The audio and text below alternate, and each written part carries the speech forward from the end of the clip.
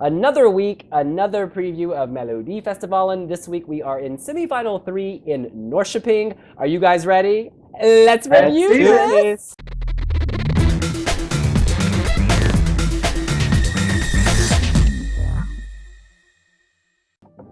First up, serving some Tanzanian realness, it is SaRaha with Kizunguzungu. I am surprised I said that. You guys, this has energy. There's a real African vibe, some Shakira Waka Waka. It's always dangerous when someone with blonde hair tries to go all African, but I think she's doing a pretty good job. It's a nice opener. It's full of life, it's colourful, it's bright, and it's fun. And for Eurovision fans anyway, it immediately reminds me of Stella Mwangi, which is probably a double-edged sword because she swept the board in Norway the year she entered. Like, she was a runaway favourite and she won, but then she flopped at Eurovision. So yeah, I don't know how this would work, but I like it. The only thing is that it's in danger of maybe sounding like it should be used for a Zumba class or something instead of a Melfest entry. It's a little out of its ordinary space. I think SaRaha is good singer and she's doing the music well, even it's not what you would expect from a blonde girl. And yeah, it's nice opener. It's energetic. It's really opens the show. Even some who are really surprised that newcomer like this comes at first. I don't think it's anything like Swedish people would go for, but I like the song and I would listen to it on my iPod or something, but I really can't see it going anywhere from the semi-final. I like what you said in your review. You said this is perfect for winter, but you're not sure we would need it in May, and I tend to agree. I don't think this would do well at Eurovision at all. What am I talking about? I don't think it's going to do well in this semi-final. I like it, but SaRaha is not going direct till finale. No, she is not. And also, I don't like how her name is like SaRaha. It's almost like, oh my god, Sahara. Like, she's trying to do this Sahara Desert thing. Didn't work out for Saluna Samay, just saying. Next up, it is Swingfly featuring Helena Gutarra with the song You Carved Your Name.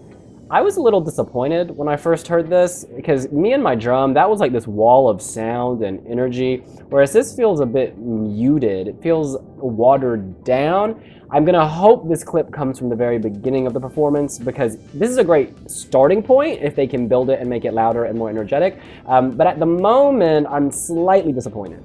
I'm just completely at a loss about this song. Like, it's advocating that you stick your fingers in the socket. Like, that's a death sentence. You die from sticking fingers in your socket. And then I was like, is this ridiculous? Surely all the lyrics can't be that bad. So I looked up the lyrics book. And then there's one line where he's like, steal the honey from the bees, gonna spread through the city like some tropical disease. It's an awful song. And Sweden is one of the countries, who, for their English lyrics, we'd say are a bit more sophisticated. Well, that's the general stereotype. But there's no national final anywhere would advocate sticking your finger in a socket and comparing stuff to things. No. And the song then is so dated and bad. Like, he reminds me of Fat Man Scoop. Like, he's there going, and Fat Man Scoop was like Brooklyn Clan back in 2003. On the electrocution point, forgive me for interjecting, in his 2011 song, he said, the woman said, hot like a smoking gun. The advocation of violence and, self-immolation, electrocution, it really is inappropriate. Sammy. Yeah, I find this so boring song compared to Me and My Drum. And Swingfly's rapping isn't, I like rap music, but his style of rapping is just slightly annoying. And also when Helena was singing, he was shouting behind Helena, let the girl shine because the girl can sing and you are just coming along. It's so far away from Me and My Drum, and I'm so I expected much more from Swingfly because he made it direct to the final in 2011, but he can't make it this time. There's no way. Yeah, I don't know if one of you mentioned this, but the part where he's like, ha, ha, ha, he's literally screaming. I'm not sure that I understand that, but I kind of like it. I know that sounds strange. I don't get it. I think this is crazy, but in a way, I'm like, good for you, because you're going against everything that is polished in Swedish. You're just doing your own thing. I know he's an American rap artist, so he's going to stand out in Sweden anyways, but I like that he's against the grain. I'm just hoping the song improves in the final 230. But it's nearly like the part where he's like, and she's singing. It's nearly like, you know, those sleazy builders who'd be like shouting at a woman going down the street. Yes. And he's there in the ground going, It's just awful. It's a farce. I've always dreamed of being one of those women.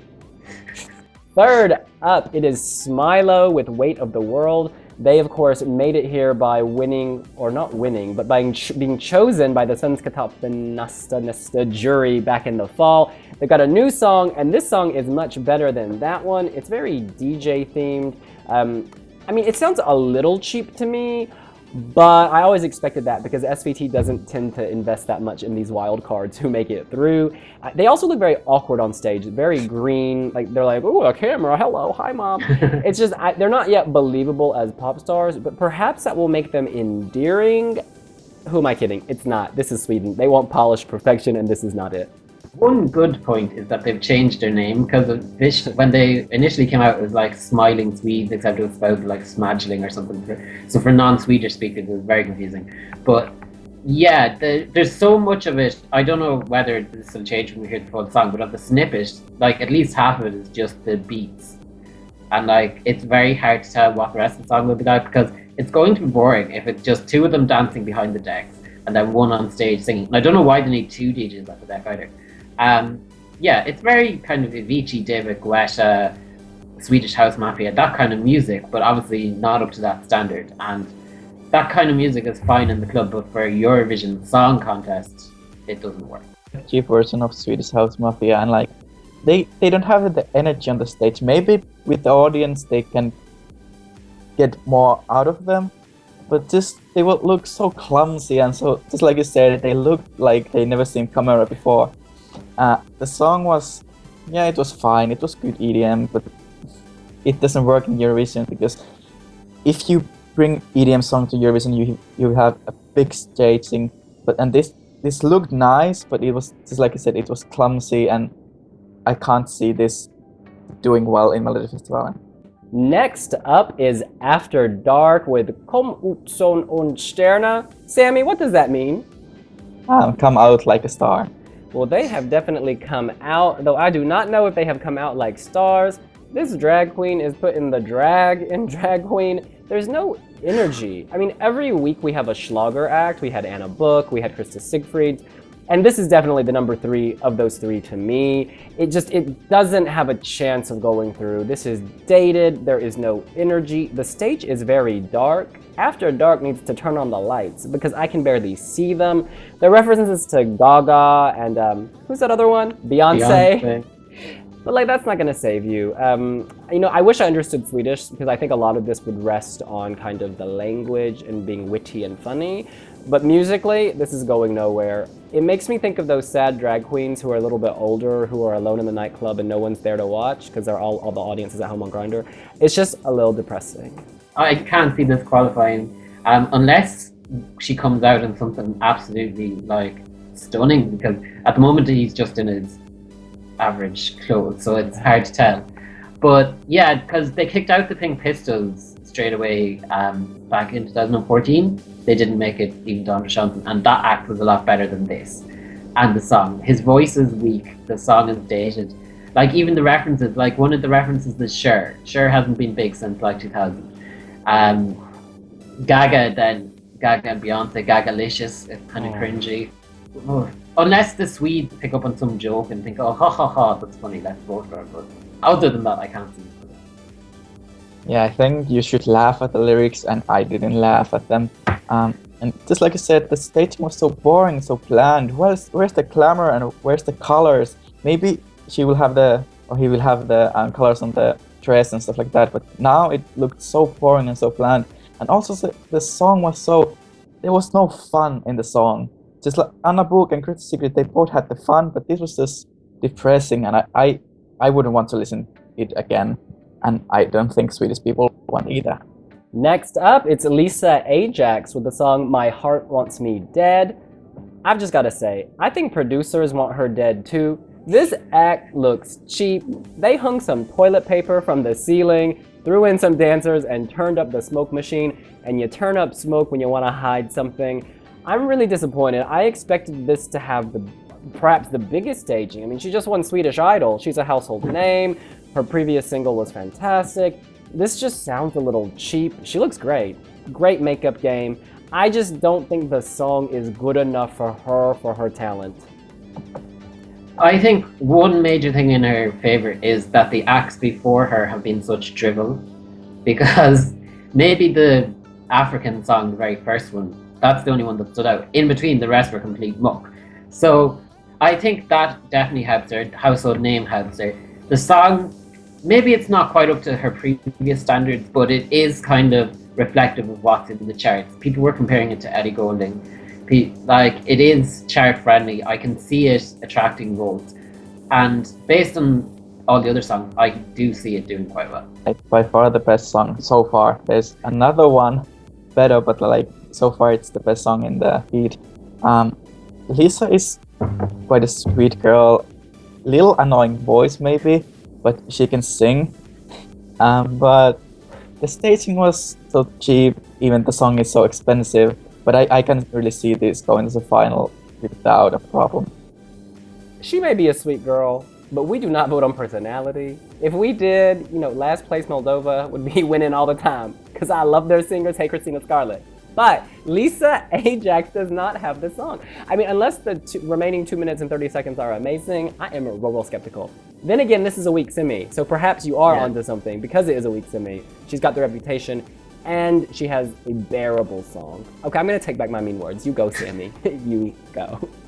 Number 6, it's Boris Renee with Put Your Love on Me. That is a rather suggestive title, but I think that people will put their love on him.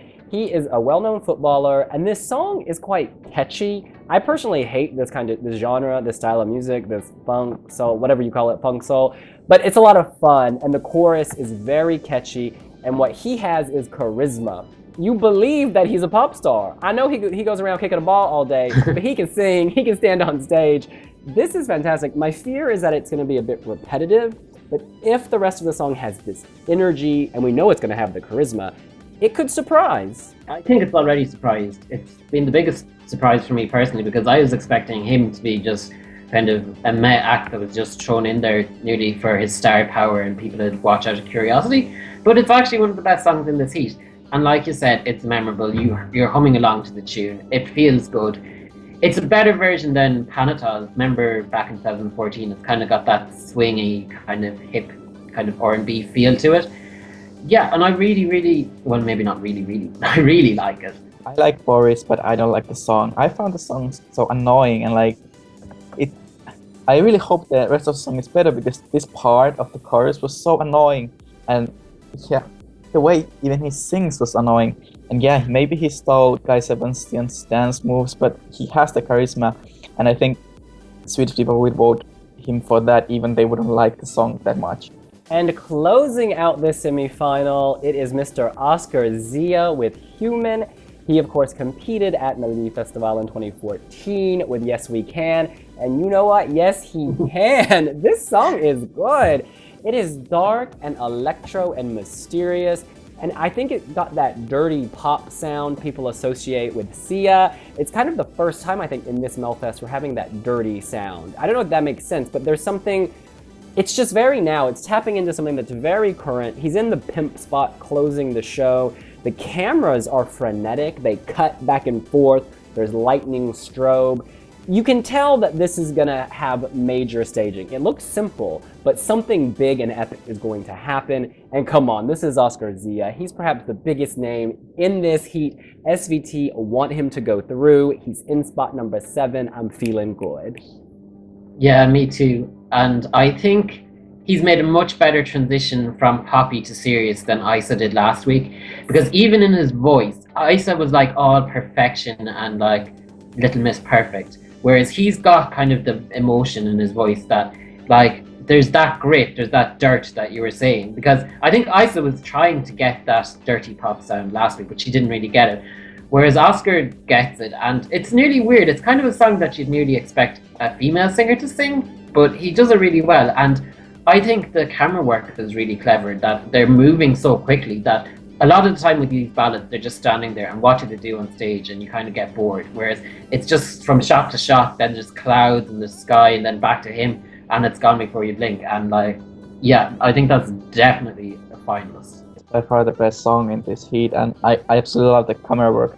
I read that there's over 200 shots in 3 minutes when normally you have like 80, and that's amazing. And it doesn't look that bad. Looks amazing with the clouds, and Oscar is like, he still is the teenage idol, but also idols will like him. He's not too much like a teenager trying to sing a serious ballad. He's really nice guy, and like we saw in our interview, and I think it won't win because there's so many better songs in the other heats, but I think this will do much better than Yes We Can, and this will reach the at least top 5 in the final. Yes, and this will set him up for a Melodifestivalen return either next year or the year after, at which point he will win, and then he will go to Eurovision and make the top 5, and at that point he will beat a gay idol. Done. So now, let's go around and reveal who we think is going to Andra Chansen, second chance, I can't say it. Porig, you go first. Okay. I definitely think Boris Renee is going to Andra Chansen without any difficulty. And then I think the last spot in Andra Chansen could be between SaRaha and SMILO. They're kind of your typical 5th place song that SaRaha kind of reminds me of Krista and Mimi in weeks 1 and 2, in that like it's fun and upbeat, but then it's just not, she doesn't have the star power to push her into Andra Chansen. So I think she could be getting that spot, or SMILO, because they're both kind of the same. Because I'm completely writing off the drag queen and the rapper. Oh. Yeah, I totally agree with Boris going to Andra Chansen, but the 4th spot is for actually anyone to take. They are on the same level, they have their like audience. If I have to pick one, I would pick SMILO because it's most current and it's like they bring something fun, but I can't really say which of the songs from the remaining 4 will make it. Y'all are cracking me up with your SMILO love. SMILO will finish 5th or 6th. Let me tell you how it's gonna go. The drag queen After Dark will finish last. This schlager is just so dated. I'm sorry. Krista Siegfried's updated it. After Dark did not. So that means SMILO and SaRaha will be next. They don't have names. We are in Sweden. You need to have a name to make it through. So that raises the question, who are the 2 going to Andra Chansen? I think Boris Renee for sure.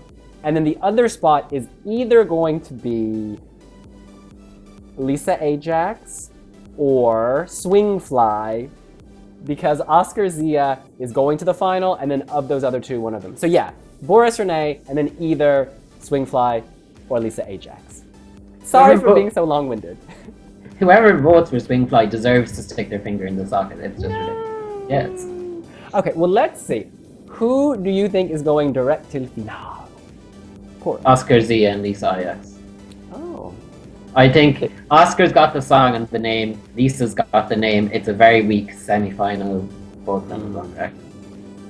Yeah, it's Oscar Zia and Lisa Ajax. This semi-final is the weakest of them all. We heard the 30-second clips on the 4th semi-final, and it will be much, much better. And yeah, if someone else goes to the final instead of Lisa and Oscar, I would be so shocked. Okay, well, I'll just play devil's advocate. I think you guys are probably right, but the other option, which I already said, is Oscar Zia winning this heat, and then Swingfly going with him. No, the Swingfly song is going to be good when you hear the whole thing. I think we've only heard the first verse. And then Lisa Ajax will go to Andra Chansen second chance. Because she's got toilet paper on the ceiling, y'all. Toilet paper! But she's not advocating for people to kill themselves, so that's... It's a good point. It's a good point. And please don't try this at home. That's what we think. What do you think? You can let us know here on wiwibloggs and on Snapchat, Twitter, Instagram, Pinterest, Facebook, all of that. Oh yeah, press subscribe and like if you would. We love you. Thanks so much. Bye! Bye! Bye.